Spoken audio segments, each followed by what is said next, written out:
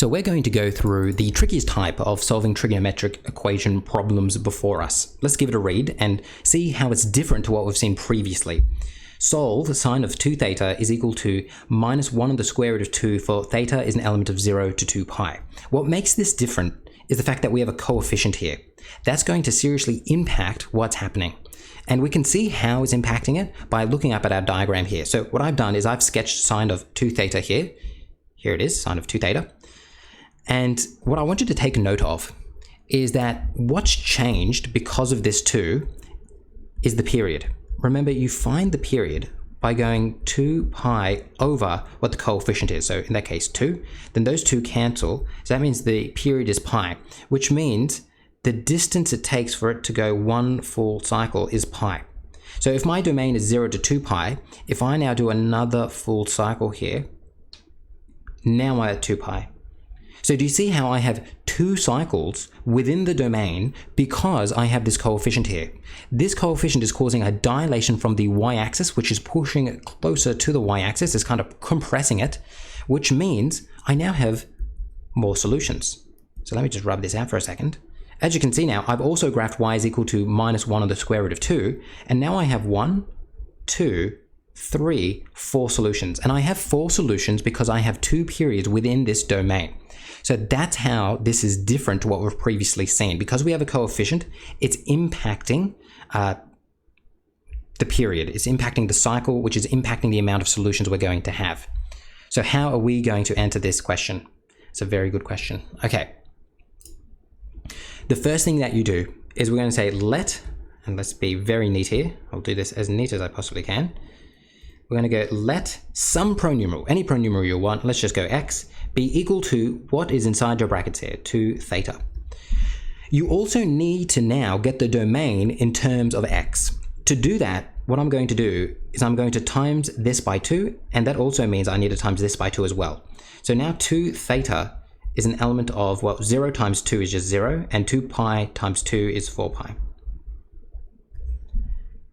Now, I can look at what I've been given here and replace where things need to be replaced. For example, x is equal to 2 theta, so now I can write this as sine x, because 2 theta is equal to x, is equal to minus 1 on the square root of 2. As you can see here, 2 theta, well, I know that x is equal to 2 theta, so I can just say x is an element of 0 to 4 pi. So that right there is the trickiest part of this question. So what we've done is we've gotten everything in terms of a new pronumeral. And as you can see, we no longer have something in front of the pronumeral here. Our domain has changed, and our domain has changed because it needs to reflect the fact that we have more solutions. But now we can just use our usual process to solve this. And that's what we're going to do. And then at the end, we'll change it back into theta. But getting to this stage right here is very important. So just to take note of what we did there, we set what was inside the brackets here equal to a pronumeral. And then we got our domain in terms of that pronumeral. And now we have everything in terms of the pronumeral x. Now we're going to continue on.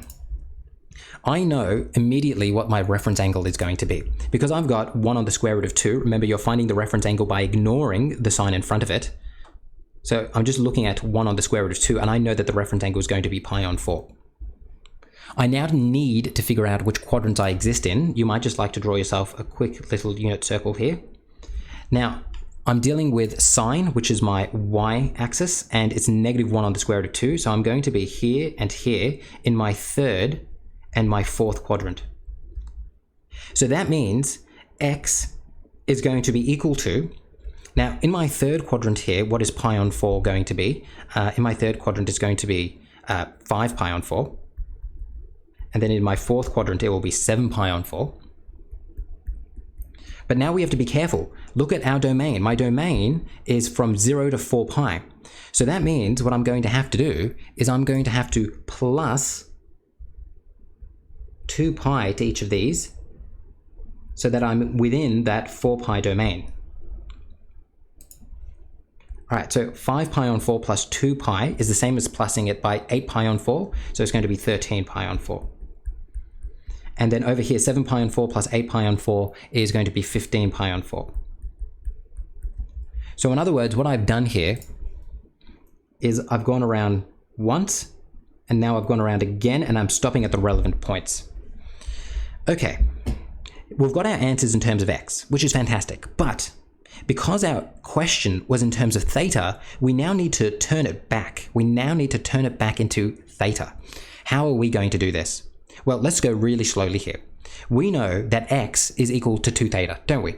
So that means what I could say is, well, 2 theta is going to be equal to what? Well, x is equal to 2 theta, so it's just going to be these right here. It's going to be 5 pi on 4, 7 pi on 4, 13 pi on 4, and 15 pi on 4.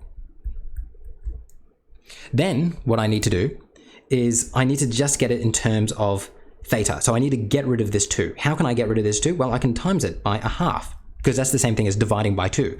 And I need to do that for each of my solutions as well. So I'm going to times each of these by a half.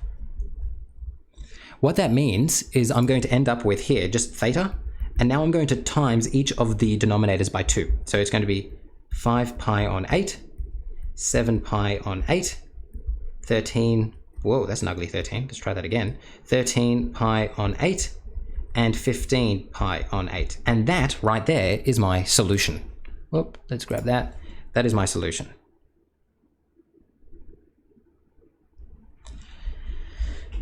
Perfect.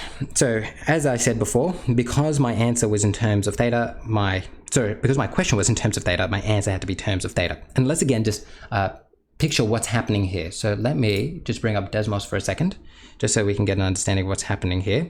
What I've done is I've graphed sine of 2x. So that's what we're dealing with. And I've also graphed y is equal to minus 1 on the square root of 2. And what we want to see is where they intersect and see if that is also the solutions that I got here. And sure enough, 5 pi on 8, 5 pi on 8, 7 pi on 8, 7 pi on 8, 13 pi on 8, 13 pi on 8, 15 pi on 8, 15 pi on 8. So as you can see, what we're doing is we're finding the intersection point of it. Just by doing this, we have done it.